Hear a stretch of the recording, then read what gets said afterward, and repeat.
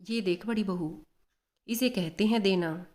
लेकिन तुम्हारे घर वाले क्या जाने बेटी के ससुराल वालों से कैसा व्यवहार किया जाता है। बस कुछ भी सस्ता मोला पकड़ा कर खाना पूर्ति कर देते हैं। कभी लाई भी है अपने मायके से मेरे लिए इतनी महंगी साड़ी? चल मेरे लिए छोड़, खुद के लिए भी कभी नहीं लाई होगी। चल छोड़, अब तुझसे क्या कहना। ये तो हमारे भाग्य अच्छे हैं कि कम से कम मेरी छोटी बहू तो ऊंचे खानदान से आई है। अब जाकर लग रहा है कि सास बनी हूँ। मैं तो ये साड़ी अपने भतीजे की शादी में पहनूंगी।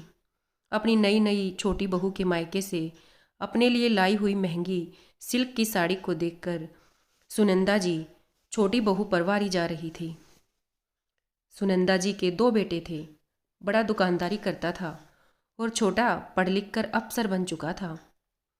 बड़ी बहू कंचन एक मध्यम वर्गीय परिवार से आई थी। ज़्यादा दान दहेज लेकर तो नहीं आई, लेकिन कार्यकुशल बहुत थी। सबका ख्याल भी रखती थी। चाहे सास कितने भी ताने मार ले, फिर भी कभी पलट कर जवाब नहीं देती थी। सुनंदा जी वैसे तो बड़ी बहू की सेवा से खुश थी, लेकिन कुछ ज़्यादा ही भड़क जाती थी कभी कभी। जब लेने देने की बात आती थी तो अपनी भड़ास निकालने से नहीं चूकती थी।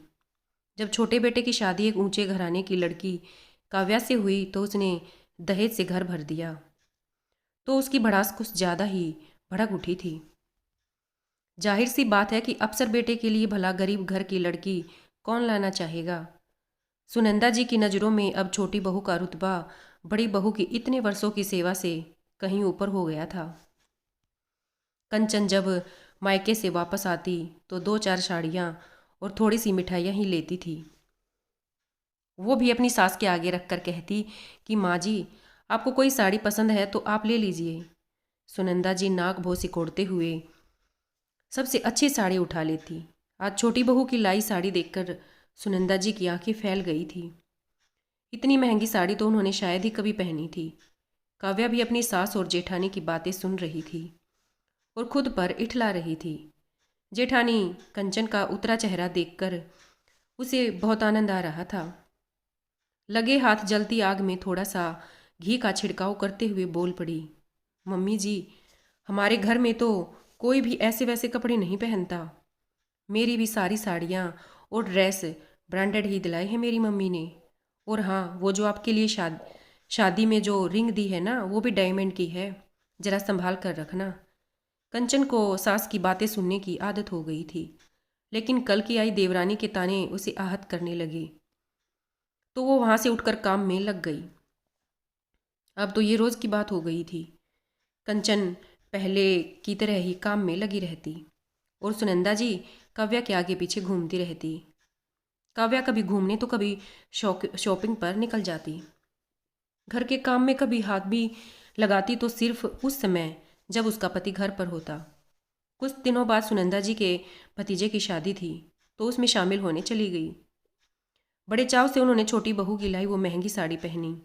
सब तारीफ कर रहे थे और सुनंदा जी गर्व से बता रही थी कि छोटी बहू की मायके से आई है। शादी में खाना खाते वक्त सुनंदा जी के हाथों से सब्जी की तरी साड़ी पर गिर गई। उन्हें बहुत बुरा लगा, लेकिन कहीं दाग न बैठ जाए, इसलिए उन्होंने जल्दी से सारी साड़ी बदल दी और उसे धो डाला। लेकिन अगले ही पल उनका चेहरा उतर गया। दाग तो निकल गया, लेकिन साड़ी सिकुड़ कर आधी रह गई। घर वापस आकर उन्होंने जब वो साड़ी छोटी बहू काव्या को दिखाई तो वो तुनकते हुए बोली, मम्मी जी, आप तो गंवार की गंवार रहेंगी। आपको इतना भी नहीं पता कि इतनी महंगी साड़ी को घर पर नहीं धोते, इन्हें ड्राई क्लीन करवाना पड़ता है। लेकिन आपको पता भी कैसे होगा, कभी इतनी महंगी साड़ी पहनी हो तब ना। आप तो भाभी की लाई साड़ी पहनने लायक ही हो। सुनंदा जी अवाक सी छोटी बहू का मुंह देख रही थी। बड़ी बहू ने तो इतने सालों में कभी पलट कर जवाब नहीं दिया था। वही काव्या सिर्फ एक साड़ी के लिए उन्हें इतना जलील कर रही है। उनकी आंखें छलक उठी थी और स्वाभाविक टुकड़े टुकड़े स्वभाव के होकर कलेजे में चुभ रहे थे। बड़ी बहू कंचन से सास का ये अपमान सहन नहीं हुआ। वो बोल पड़ी, बस कर छोटी, सिर्फ एक साड़ी ही तो खराब हुई है। जो तुमने उन्हें दी थी इसका मतलब वो उनकी हुई। जरूरी तो नहीं कि सबको सभी तरह के कपड़े के बारे में जानकारी हो। तुम्हारे घर वालों ने कपड़े भले ही महंगे दिए हों, लेकिन शायद संस्कार देने में कंजूसी कर दी। माँ जी के बेटे भी आज इतने सक्षम हैं कि माँ को इससे महंगी साड़ी दिला सकते हैं। कंचन की बात सुनकर सुनंदा जी का सीना गर्व से चौड़ा हो गया। आज उन्हें बड़ी बहू के संस्कार छोटी बहू के कीमती उपहारों से ज़्यादा महंगे लग रहे थे। धन्यवाद दोस्तों।